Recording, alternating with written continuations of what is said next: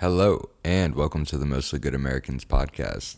I am your host, Graham, with my co-host, Nick, a.k.a. Azerwind. and today we have with us our very special guest, tcsilk. Hello, and welcome to the podcast, tcsilk. I'm so excited about this episode. It's a long time coming. You know, it's kind of funny because we met in the podcast realm as well. Like, I was on Kevin and Tyler's, and then you were on the next episode. What's and your then we podcast all, called? like, Just so the listeners know. The trade show. yeah. Oh, the trade show. Yeah, that one is a great podcast. Shout out Kevin. Shout out Tyler. But you know, I've known you before the podcast world as well. So for those of our listeners who don't know, what do you do? I'm a rapper. I'm a producer, like digital artist a little bit, but yeah, musician. Musician. I think that's a great title. I was like, that's what I feel like I associate you with the most. Definitely. So I don't know. Kind of get into that. How long have you been doing music? Yeah, I guess I've been doing music my whole life. So like I started playing trumpet in third grade. Bro, me too. Really? Yeah, I think I was played second grade, but yeah. Oh yeah. Yeah, so like Brass boys. brass is brass. where it's at. Yeah. It's like, you know, it really teaches you how to have a good ear because like you have to be able to hear to play the notes on it because there's not as many buttons. Yeah, and it's the embouchure. yeah, like there's a lot of like just like adjustments going on. So I mean, yeah. So I started playing trumpet in third grade. Should I like look at you? Should I look at? You can look wherever Okay, you all want. right, yeah. You want to yeah. look at them I in was the like, if soul you and wanna- tell them something? Yeah, I'm like, Tell them okay, that's what something I'm to being their funny. soul. Whoa. Okay, cool. Like I'm breaking the fourth wall there. This is like our, pretend it's just a homie. You know? Just Yeah. Just wondering. Anyway, so like, so I started playing trumpet. My sister like actually was in band too, so I just like immediately always wanted to do that, and like just grew up watching like always being obsessed with biopics and like just music in general. So I started playing trumpet in third grade. We had like a band in elementary school, and that's like from there I went to Bach and then went to Dreyfus and like played trumpet at all those places. So I've just always been obsessed with performing music and like having a project of some sort, like a band, like, yeah. So just from, just like since like as long as I can remember, like I've always wanted to perform in some capacity. So when did you move from trumpet into like rapping and production? Yes. So yeah, it's like I played trumpet in like ska bands and shit because like that was popular What? here Yo. in like 2005, 2006. Fuckers. Yeah, it's it can't die. It was a huge like ska and like there's like a huge like ska and punk scene like in West Palm, like back in the day there was like Ray's Downtown Blues and like Backbone. So I'd go to a lot of shows there, and then I like realized like I didn't really like ska that much. I just kind of like wanted to play in a band, so I learned how to play guitar, and like we like started like a rock band, like kind of like a psychedelic band, and like I'm skipping something in like this journey too, but we played a lot of shows, and like I met a lot of like older dudes that kind of like put it on, and I just kind of realized like after high school when I graduated from the band, like I was like I can't depend on other people to like make music in the way how I want to make music. So I started producing because I like just got like a laptop. I graduated, went to college and like got a laptop, and I was like, at first I was just like recording the bands, and then I was trying to make shit kind of like Calm Trues and like chill wave, like Washed Out, like that was really big in like Shoegaze. 2011. So like I got into like making rap and stuff because like I had like a roommate that was like obsessed with Lil B and like Shout and out Bass God. Shout out the Bass God We're on because like base now. 2011 like Bass God ran the game. No, I know, So yeah. like it's just like Some might say he still does. he probably made. I feel like he's like You can make that He argument. still drops mixtapes. He just dropped a mixtape like I bet you 2 months ago. I gotta listen. I gotta like check back in because I was obsessed too. I was obsessed with like the whole bass movement and like just like Young God, Cartier God. Yeah. Soldier Boy was doing his shit with that, and like in those days, like my boy, like I would be making beats, and he was like, "Oh, you should try and make it like this," and then he would freestyle on them, and then he was just like, "Oh man," like I would start posting them. I met my boy, but I feel like I'm fucking up this flow a little bit. It's okay, I'm like man. really like on a tangent, but what I'm trying to say is it's just like from like Lil B and like Young God and everything is like what kind of like encouraged me to like in that era like just drop a lot of shit. Like it was just like back then like you only put stuff out on like YouTube and like SoundCloud was like just coming out, and so it was like you could like really interface with a lot of people on Twitter. Like we It was more raw back then.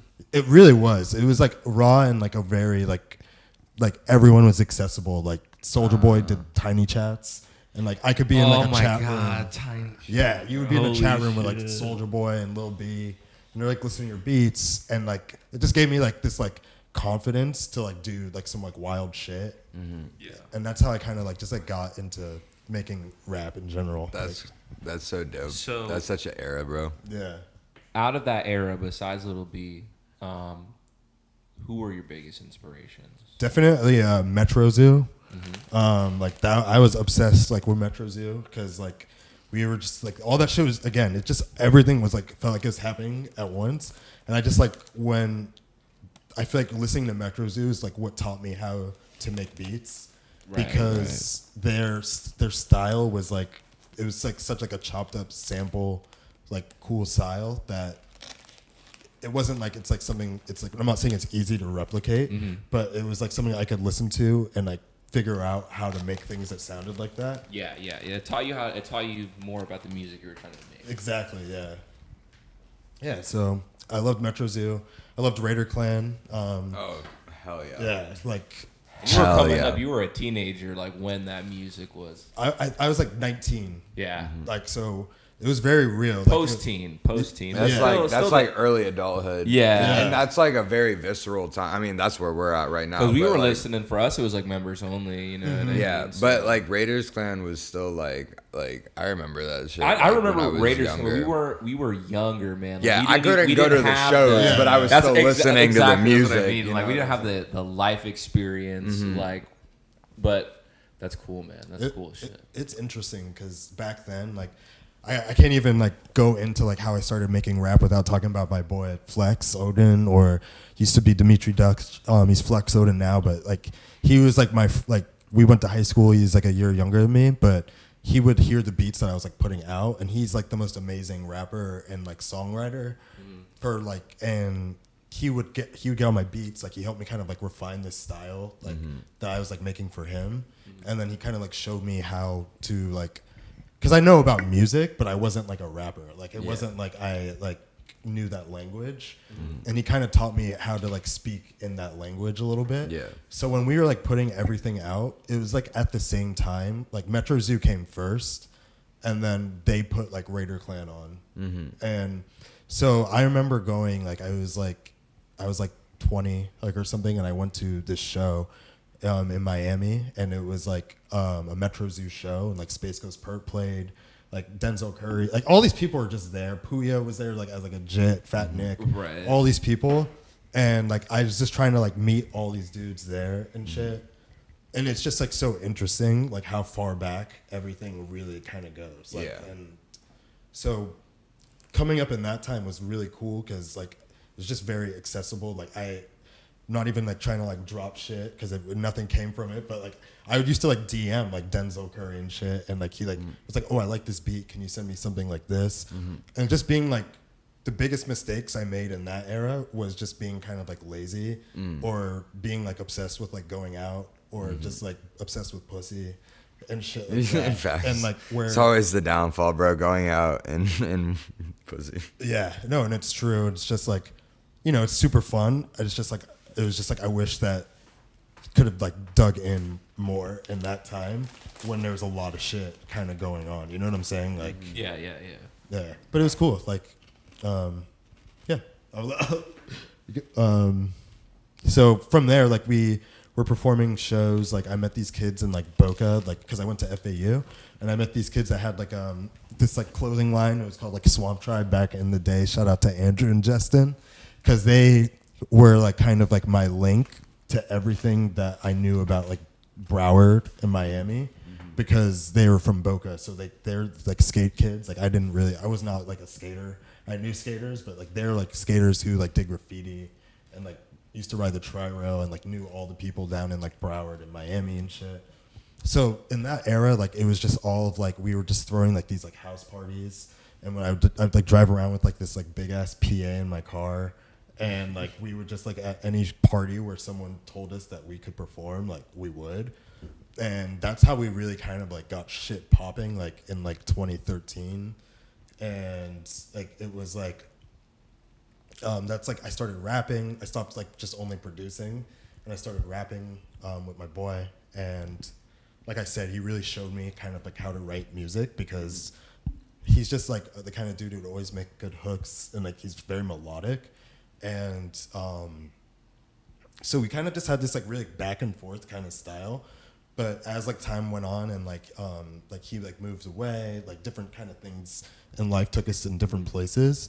Like I just kind of like really like dug in and like wanted to like do shows and like put out music a lot and like really do that shit. So I think around that time is like when I met people like there's this, I don't know if you guys know Cody, like all these Garth, like these Cold Toes dudes. They're friends with Jordan, and they're also were friends with this dude Ed. And Jordan and Ed used to have this venue back in the day called the Snooze. Oh, Jordan's told me about it before. Yeah. And this man Ed, dude, like he's like this ultimate like old head when it comes like, no, I shouldn't call him an old head, but to me he was like in his like 30s when I was like maybe like 35 when I was like 20. Now he would be an old head. Yeah. Now he would be. But he like just had like this like, it was back when like Northwood was still super cheap. Oh like, yeah. And like he had this warehouse that he converted, like it was his studio, but he also like lived there, and he like built like a loft and had like a whole control room. It's just like this giant big room with like all the walls, like gigantic ceilings, covered in like carpet, covered in like you know, completely mic'd. Like everything was just like sick in there. And he would just let me go in there, and just like he would record me. And like, so I put out a lot of shit with him. Mm-hmm. And again, like that was like, this is like around like 2015, maybe, I don't know. And that's like when that shit was going on, and like it was like we were just dropping something all the time, and like SoundCloud was popping. And this was around the time when I think like a lot of people like members only and stuff were starting to come up. Yeah. And this is like what, like 2015 to 2017 -ish. Exactly. Yeah. Hold on, let me take a little sip. I'm talking so much. What's it? Little Fiji accent, not sponsored, but Fiji, if you're watching this, we would take. We a will Fiji take it. sponsorship. We will take it. I love this like timeline. I'm trying to like piece it together right I can now. see it in my head. You know, you're No, crafting a I very was like, good no, image. we started early too, but yeah, there's quite the lineage, and it does track pretty like. It's very like constant, and so like the members only shit started popping off, and like I knew like some kids like in West Palm that were like friends with them, and like they were much younger than me. It's like this Mateo, shout out to Mateo, Sebastian, like Diablo, like and all these kids that they were doing cool shit and they were younger, but me being kind of like just like trying to like, I don't know, I had like the wrong kind of confidence, I think, when I was this age. And it was really just kind of like insecurity, like kind of shit, where it's just like, I was just kind of like, I was having a great time, but it was just like very like not productive. You know what I'm saying? And like, I never like big dogged them or something like that, but I just was like, oh, it's not my style. And it still isn't. It's still not my style. Mm-hmm. And when I saw like, I met them, like I went to like their shows and their parties, and I thought it was like sick, like all the shit they were doing. But I just like was just always just kind of like, oh, I don't know, like if this is like what I am. Yeah, it just wasn't your sound. Yeah, like, or you're like, yeah, it is one thing to enjoy that stuff, and it's another thing to make that stuff. You know. Exactly. Do you regret not doing that now? It's not that I regret it. It's just like, damn, isn't that fucking crazy? Like it was like, I remember like being like, I'm not even like, this is such a crazy thing to say, but I remember like going to like Sebastian's, like Diablo's, like he had like parties at his house, and I remember going there and being like, man, I'm too old to be at this like high school party, and like the shit is like way too different. I wasn't even that old. I was probably like 23, but it was still a high school party, and I'm just like, Right. I should not be here. Like, I just like, I can tell that it's just something completely different, and like, I just never felt right, like being in like those settings. Like, I don't know, like it was just kind of like, it's not that I felt weird. It's just like I just knew that it wasn't me, and it like it's like also like I needed at that time, like in my mind, I felt like I was kind of like immature. Like I was like self-hating myself a little bit. Like I was like watching a lot of my friends, like I was like 24, 25. So I'm watching a lot of my friends like become super successful and like they're making all these like moves, like they're like starting companies, and I'm like doing my thing, and it's like going good, but I'm like doing coke all the time. I'm like like you know what I'm saying? I'm out, and it's like I was just like I look back at it now and I realize like why I never pulled the trigger on shit like the way how I should have. But at the time, like it was a lot of just like, oh, like it's just like I'm just different. It's like not, you know what I'm saying? Mm-hmm. And I remember we played the show like when they booked the show. It's like this like I think it's like a legendary show, and it's weird like that it was, but it's like the show at Wi-Fi when Blue is KF does it, like X. And I wanted to throw this out. You used to go by Young Tarzan. Yeah, it wasn't always tcsilk. Wasn't always. So this is the Young Tarzan era, right? Yeah, this is the Young Tarzan era. Yeah. Okay, because we'll get into the transition into tcsilk, but I just wanted to clarify that this is the earlier AKA moment of the career, you know? Yeah, exactly. So, yeah, it was back in just like it was more. It's just it was same but different. Like it's just more. It was a little bit more like hard, like just fun, not more fun, but like just more like wild.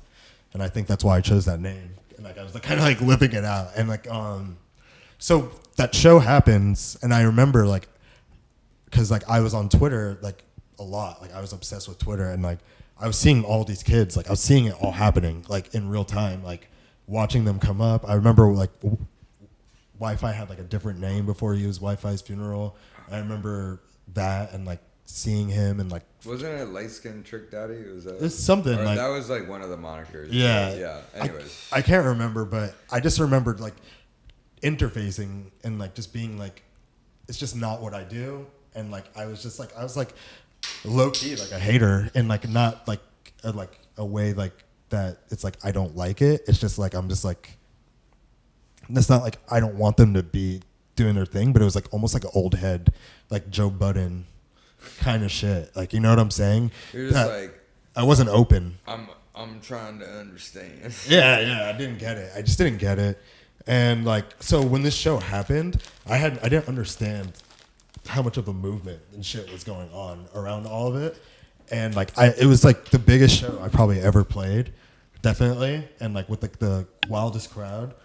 And like I felt sick for it, but I was just like, holy shit, like I got to like really step it up because like they're on a whole different like fucking level of like effort, like just like building a brand, building a community. I was just like kind of like just like the fun like party guy that like everyone like knew who I was, but it wasn't like they were just like, oh, he's just like fucking rapping and like doing it. You know what I'm saying? So after that show, like I had like a whole like run like where I was like playing at Respects like all the time, like and that was sick and it was super cool. And again, like it was a lot of momentum, but like I said before, like I was kind of just like dealing with this thing where I was like, I really want to finish school. I want to like, get my life right. Like I'm not like, I know I could finish school in like a year and a half if I just went to school and like tried, like, you know what I'm saying? So I did. And I started doing that, but I was still playing, and everything kind of all happened at the same time. Like in 2018, like I graduated from college. Wait, no, I met my girlfriend at a show at Respects that I played at. Ooh, and that's sick. yeah, it's crazy. And it's like my song Fully Automatic on my new EP is actually about this night when we met. But it's like it's like I played the show. And it was like a very big, like it was a good show at Respects, but she was like the one person there that I had never seen, and I'd been going out like all the time in West Palm. I've known everyone, and I've lived in West Palm my whole life. I was like, I thought I knew everybody. I thought I knew everything, and I met her, and I'm just like, holy shit, who are you? And she's like, yeah, I've lived here, like I've been living here too. I'm like, what? we met that night. I was like, I have to play a show. Like, are you here? Like, why are you here? Like, all my friends are here for the show. Everyone's here for the show. She's like, oh yeah, my friend. And she was friends with Jessica. Shout out Jessica Divins. That brought her to the show. Just like, oh, you should come out and come to my friend's show. And she came, and I met. Like, it was literally like I saw her. I'm like, ugh. I gotta like, I have to like lock this down like, immediately. Yeah, I was like, boing boing. I was like, this was a joke from before we started filming. Yeah. It's just like I had to lock it down, and so I played the show, met her. I graduated from college. My sister got married and like had like a crazy destination wedding. I'd never been to like Europe before. She had a wedding there. We left for 2 weeks. I came back. I got my first job, and it's like everything kind of like started just like happening, and I think like when this all started happening, like I just like I just didn't perform as much. There wasn't just as many opportunities going on.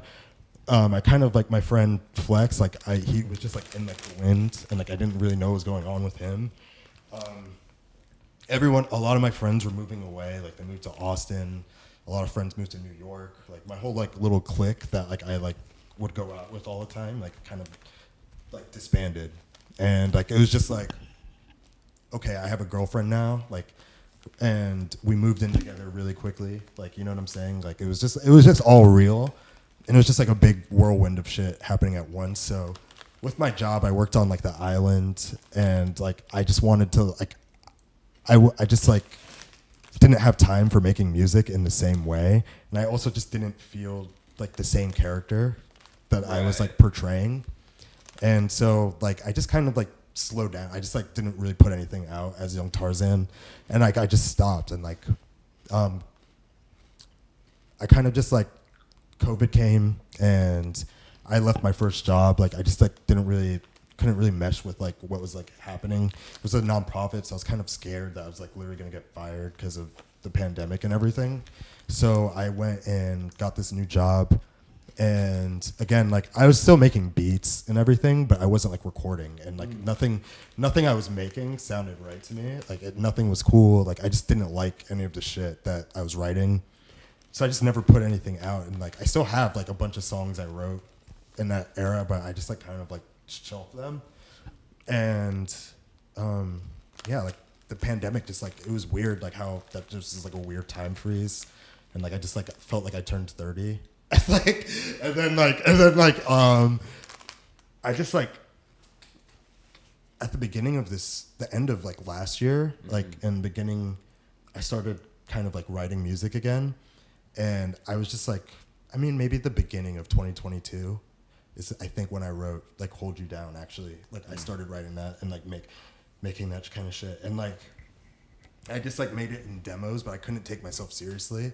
Like I just was like, I had like weird imposter syndrome about work, and then I had like weird imposter syndrome about music. Like you felt like you were two different people? Yeah, I felt like I was two different people. And I also like didn't feel like I was good at my job, like my regular job. And I had a lot of stress about that.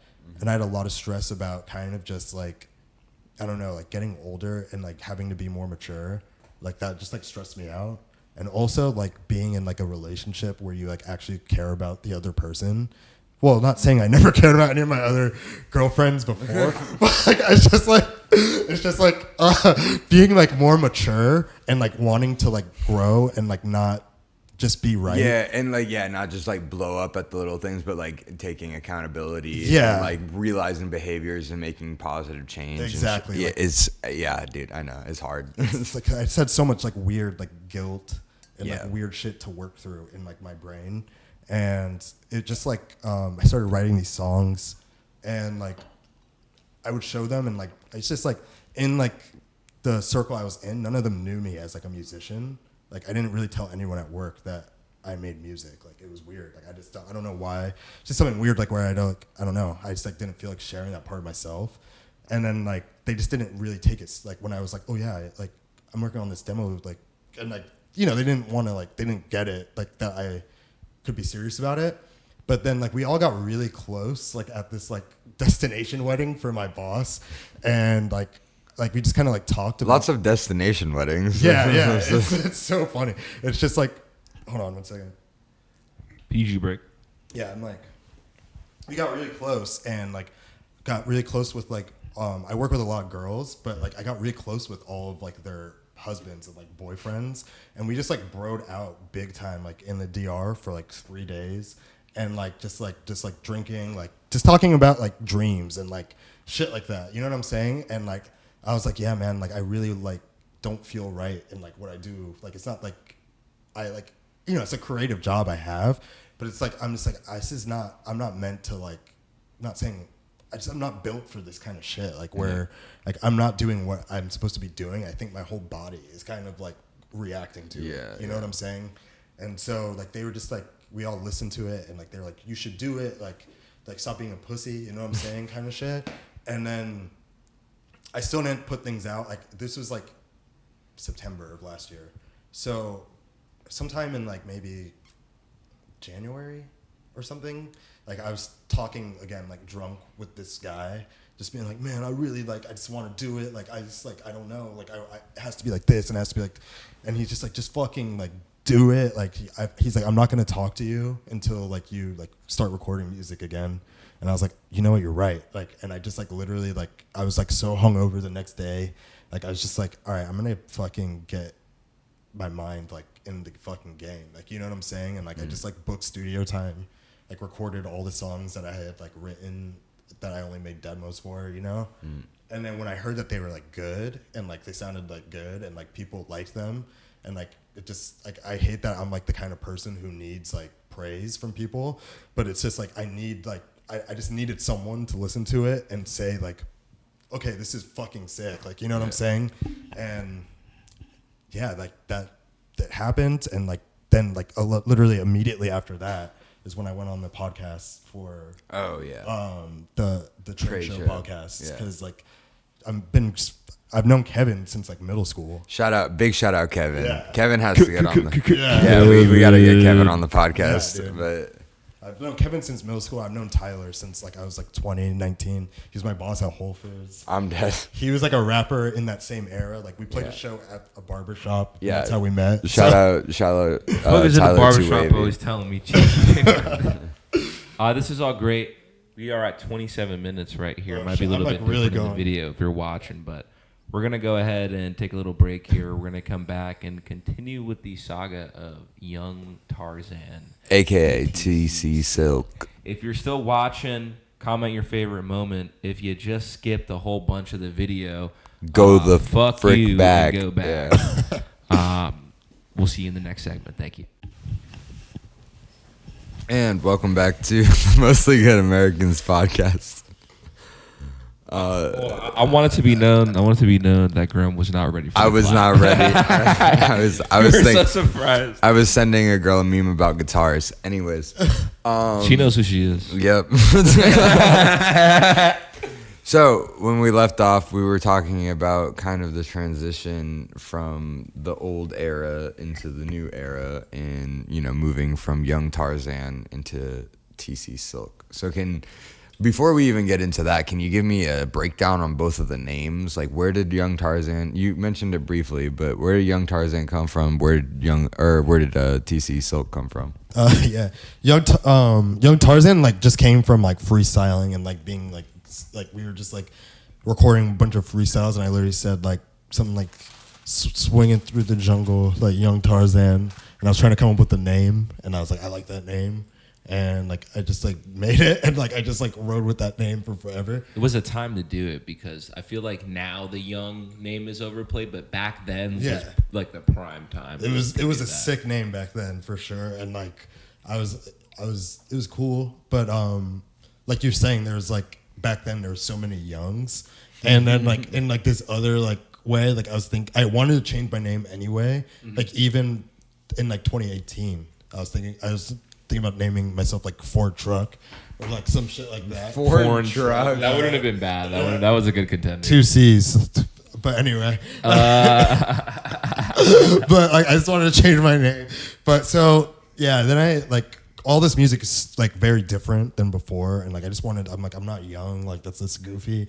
So like tcsilk, like TC was like this guy that lived in my apartment complex where me and my girlfriend used to live, and he's like this old Rasta guy, and it stands for Top Cat, and like he was just like this fucking dude that like was like the best neighbor. Like he like embodied like being a good neighbor. Like he would just knock on our door and just be like, hey, how are you guys doing?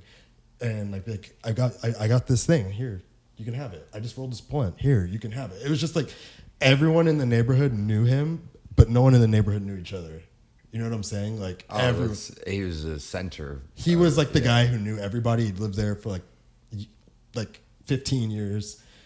He was like a caddy on the island. So his whole apartment, bro, like all over the walls. He's lived there for 15 years. All over the walls were pictures of just like posters, like Rasta posters, pictures of like him with like celebrities, like that from played. golf, like that. Oh, because he would like do the cat. Oh, Yeah. that's so cool. All, Right. like, the entire shit, like it was just covered in shit. dope. He had this big like jar in his fridge of like the like vodka with like weed, like rum with weed soaked in it, like and like yeah, that's a thing. That's a thing. Yeah, so- it's a rarer thing because usually like he probably made. that shit's been going. Yeah. like, it's in the same bottle for like Yeah. years. It's just so concentrated. So like if any of us were ever sick, he would give us some.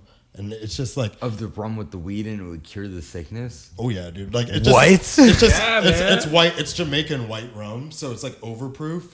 So when you drink it, it's so hot. Like you just like blow all the snot out, but like then you just get high as fuck and like drunk and like and it's just herbal like fire remedy. Like my grandma actually, my mom told me this. I never knew this, but my grandma literally had that in her closet and would like rub it on like her arthritis joints and shit like that. Yeah, so. because when it gets super concentrated like that, like at that point, like you can rub it in your skin, you can drink it.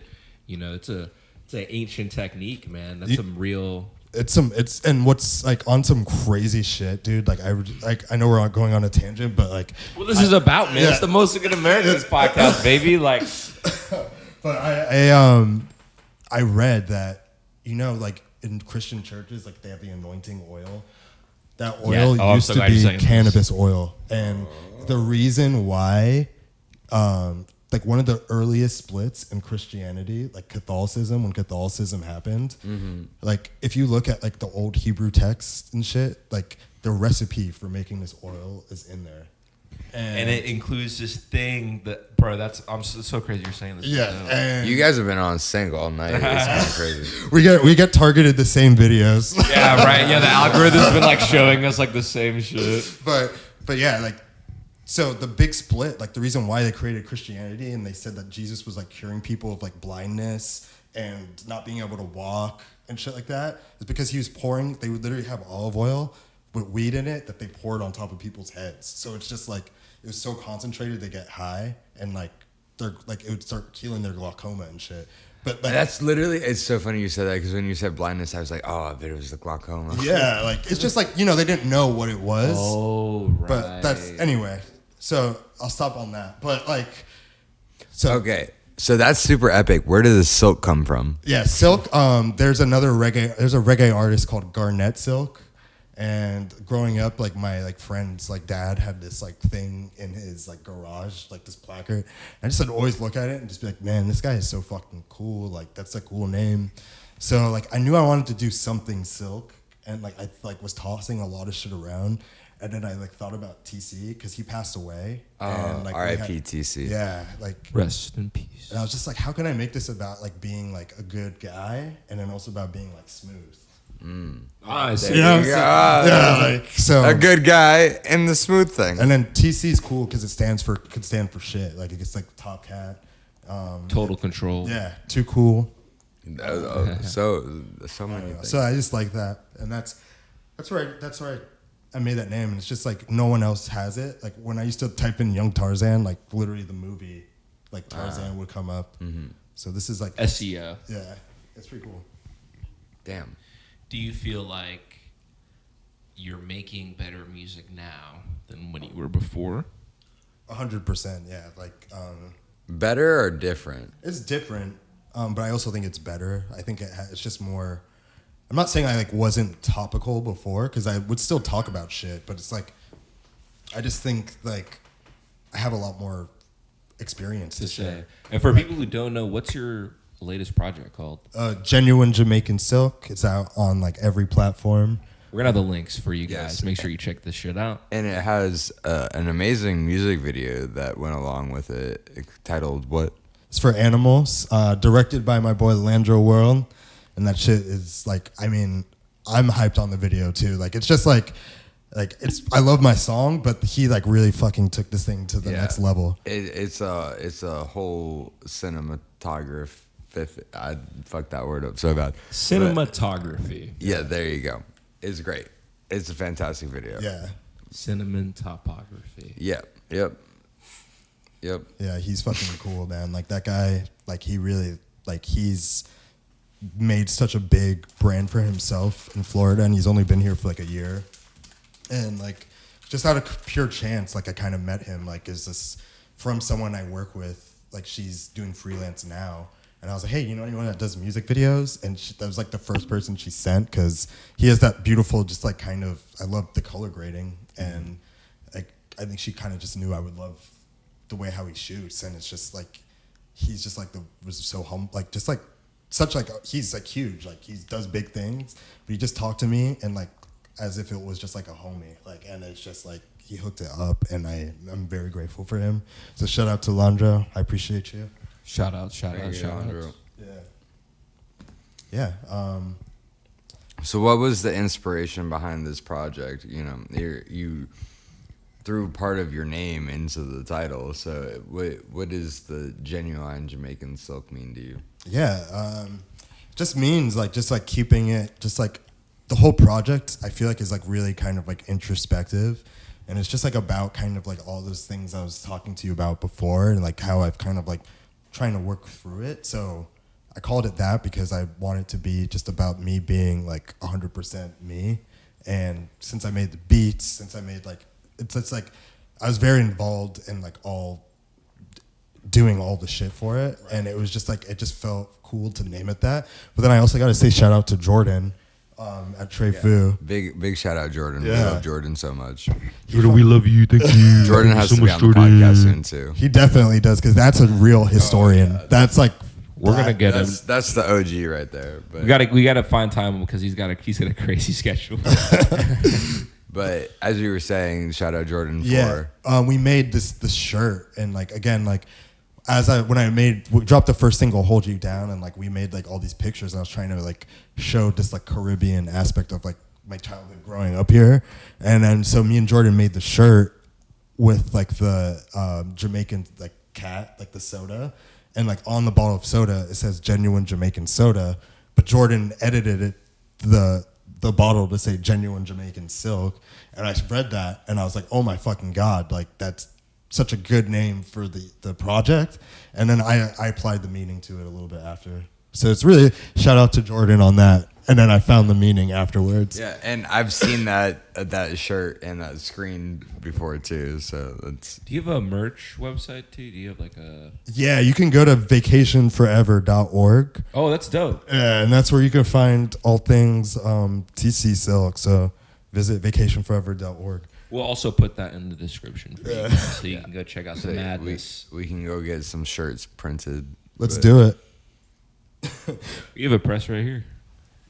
I don't know if it's in frame. Is it in frame? Yeah. Oh, it's right here. Hey guys, this is our screen press. We make clothes. And do a podcast with TC Silk. And I'm here right now. Yeah. So we're about 38 minutes in here. Yeah.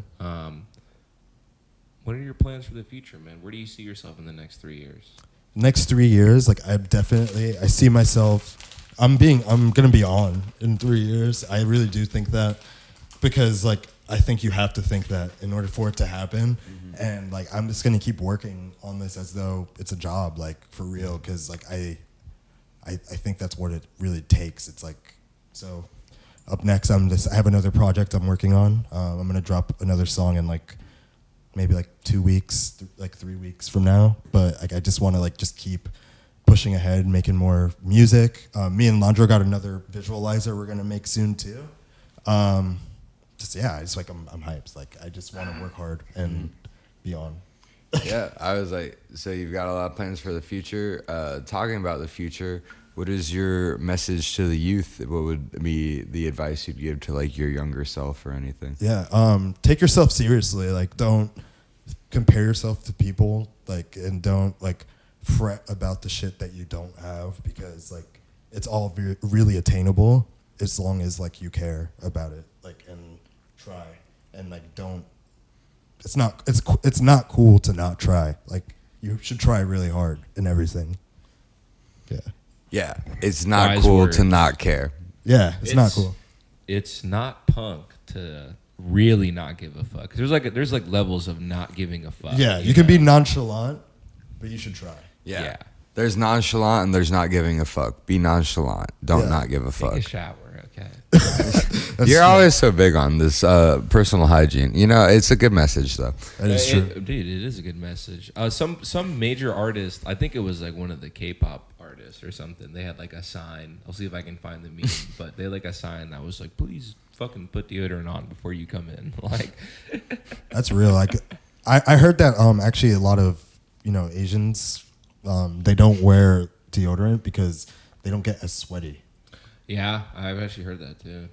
That's it. Well, there's also a thing with the deodorants, especially if it has like aluminum or anything like that, that it like clogs the pores and then The it Egyptians had damn fucking deodorants and soaps. They're stinky or what? No, they They had brush their teeth and they Oh, back in the day. Okay. They were big personal hygiene. It's important, man. Yeah. That's why they invented so much shit and did so much because like when you smell like when you're about that. All right, so on that note, make sure that you brush your teeth and wear your Hold on, deodorant. we could go longer, or we could end it off here. You know what I mean?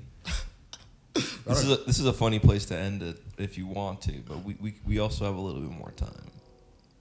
I'm cool with whatever. Like I'm having a good time. What do you think, Ram? As the co-host, what do you feel? I think the personal hijinks have come to an end. Personal hygiene. Yeah. Scooby Doo ass boy. All right. All right. Thank you guys for watching. We'll tune in to the next episode. Thank you. This is Nick. And Graham and tcsilk. signing out till next time. Mostly good Americans. Beep. Bye.